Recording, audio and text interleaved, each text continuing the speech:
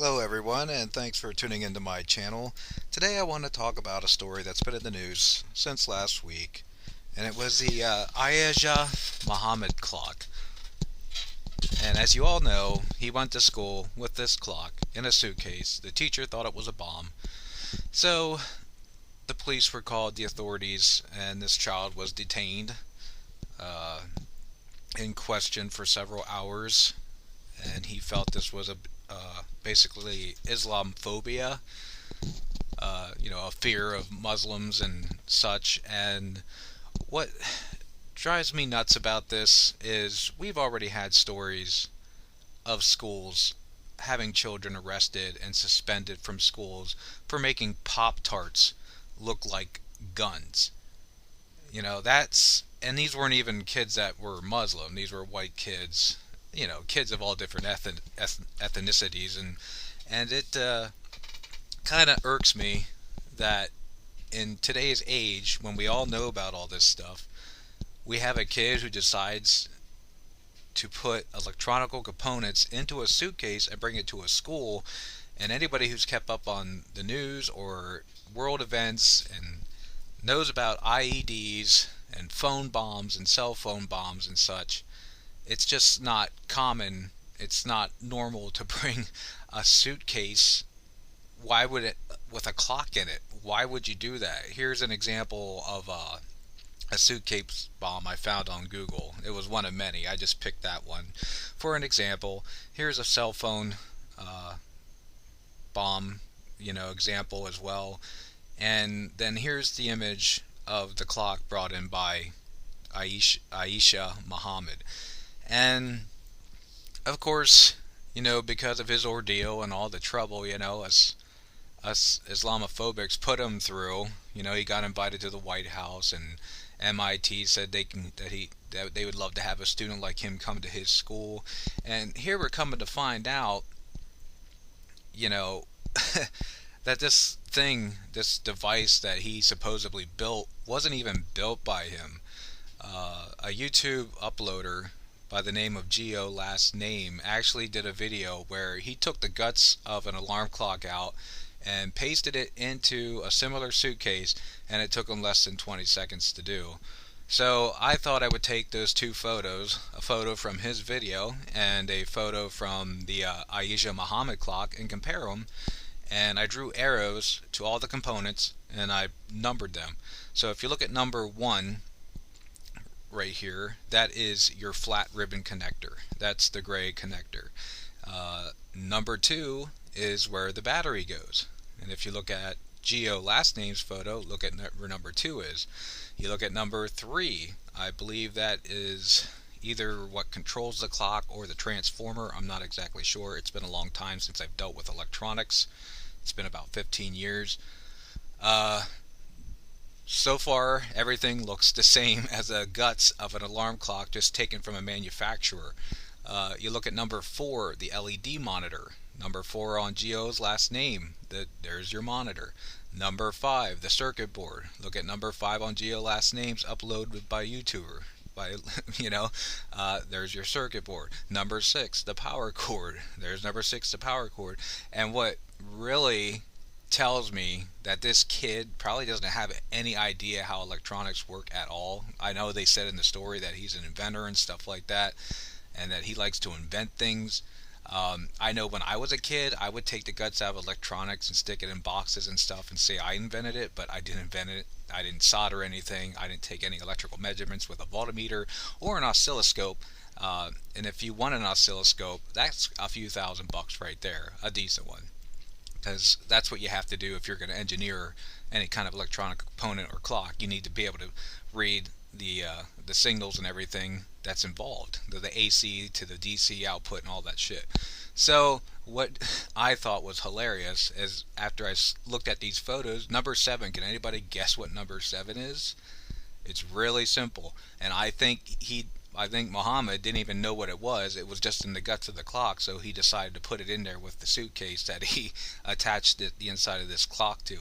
That is a silicon packet, and most of us know what silicon packets are for. It's to help prevent moisture. He actually threw in the silicon packet from the manufacturer, and that is a dead giveaway that this kid took the guts out of a clock and just simply basically screwed them into a suitcase. So he didn't invent this. I mean, if this is the kind of people that MIT wants, they must have really lowered their standards. And anybody at MIT, if they would have looked at this picture before putting out that PR, oh, Mohammed, we'd love to have you come to our school, they would have noticed this like right away. Anybody from MIT who is in electronics would know that this is simply the guts from a manufactured alarm clock ripped out of a clock and put into a suitcase. It doesn't take a rocket scientist or an engineer to see this. So me, I was a ground radio repairman in the Marine Corps. I fixed top secret radios, but to be honest with you, I didn't even have to have that training to realize, that these guts from the clock were basically the same thing. Uh, Now we have Mohammed. He posted a photo on his Twitter of going to meet my lawyer. Look at the big smiles on their faces. They just got invited to the White House and all this stuff. And this is what drives me nuts because uh, a recent story came out uh, from the conservative Tribune regarding Ayaja's, and I don't even know if I'm pronouncing his name right, basically his father, who's actually been in the news before. Um, the shocking truth about Muslim bomb clock students' dad were being suckered. That's what it's called. I'll read it to you. In recent days, we've all read about the Ahmed Mohamed and the digital clock he built that was mistaken for a bomb. What we haven't been reading about is his father's rather interesting past when it comes to stirring up trouble. The New York Daily News reported that Mohammed's father, Mohammed Al Hassan, has a history of making the news by standing up for his faith. One of his earliest instances of standout citizen making national news was in 2011 when he sensationally stood up to an anti-Islamic pastor and defended the Quran as his defense attorney. That mock trial at a Florida church ended with the books burning. To Al Hassan's claimed shock, the Daily News reported, apparently standout citizen and troublemaker now mean the same thing, at least to the Daily News.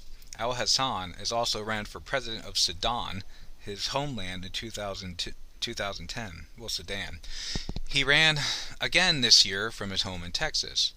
Al Hassan appeared to be milking every second of airtime out of this controversy he can possibly get. He has taken an innocent mistake and blown it way out of proportion. And I don't think it's an innocent mistake. I honestly, totally 100% agree with what the teacher did. I think she did the right thing. Her lack of knowledge in electronics it was just totally the right thing to do. You have a suitcase with a clock in it. Um, Most people can associate with these suitcase bombs because we hear about them in the media. And years ago, they used to talk about these nuclear bombs that they used to be able to put in suitcases that were lost in Russia and all this stuff. And for all we know, even if it didn't look like a bomb, it looked like it could have been the actual transmitter for the bomb to set off the bomb, wherever the bomb may have been. This isn't rocket science. If you really look at the alternative media, and I know they put it in the mainstream media, but they censored out a lot of the stuff. You have like little kids, 8 years old, over in Afghanistan, Iraq, and Syria, who are cutting off the heads of people and shooting them in the head and kicking their heads around like they're soccer balls. This extreme Islam is very, very serious business, and they brainwash their kids from a very young age. And we've had terrorist attacks in America already. So I believe, yeah, this teacher, at least she didn't have a kid arrested for making a Pop-Tart look like a gun. This was an actual substantial, this was a valid reason for calling the authorities. Who in their right mind today, parents, would allow their kids to bring a suitcase with wires hanging out of it to a school? Even if it is some scientific show and tell. And if you read some other articles online, the class that the teacher was an English teacher, wasn't even the science teacher. The science teacher actually instructed Muhammad just to bring the his project to the science teacher himself, and not to be hauling it around the building. But that's what he did. He brought it to English class. He set it out on his desktop and all this stuff, and he left it for the world to see. And that's what caused this confusion and panic. And I think the kid should be prosecuted for causing this disorderly conduct and such. I mean seriously, it's ridiculous. It goes back to something I spoke about in one of my earlier videos about situational awareness. Like, you don't let your little kid play with a freaking plastic toy gun that looks like a real toy gun out in the street. Because with all the stories of kids and being shot by police officers and such, it's just situational awareness. It's about being an adult and be able to think ahead and think what could possibly go wrong. Now, this father, it's just kind of like a theory right now, but a lot of people think that he had this planned out. He played off the emotions of the people around him. He's like, oh, my kid's a Muslim, so I'll have him bring a suitcase in with some wires hanging out of it, and if they say anything about it, I'm gonna call, Islamophobia. I'm gonna call, I'm gonna call it as racist. That's basically what he did. But can they prove that? I don't know. I mean, isn't it kind of funny? Like, just a few days after this incident happened, he's getting invited to the White House, and then all of a sudden they're getting a lawyer to sue. Like, that's pretty darn quick reaction right there. Oh, we're gonna sue, and look at the smiles on their faces. Like they had this like planned out all along. I just can't believe this happened out of the blue. Like, oh, what do you got there, son? Ah, it's just a suitcase with an alarm clock in it and wires hanging out of it and stuff. Oh, what are you gonna do with that? I'm gonna take it to school. And I'm like, oh, okay. I mean, I don't buy that at all. I don't think any person or any parent in their right mind would allow their son or daughter to bring something like that to school, especially with everything that's gone on in the past already. So, I don't know. I think if anything that should come out of this is that this Muhammad isn't the genius that the media is portraying him to be. It's clear to see that he actually ripped these guts out of a manufactured alarm clock and just pasted them into a suitcase. That's all he did. And you got places like MIT saying we'd love to have kids like you at our school.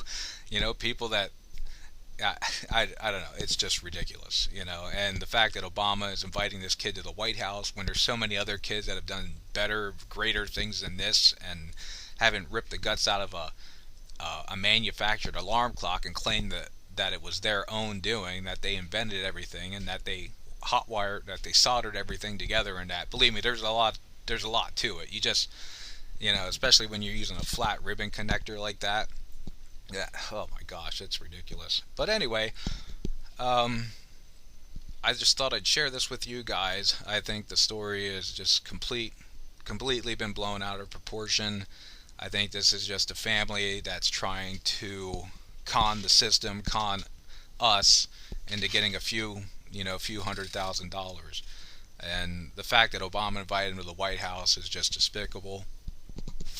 It just shows you more that Obama is more on the side of Muslims than he is us other U.S. citizens, Christians, and such like that. So leave your comments below. Thanks for watching, and have a good day.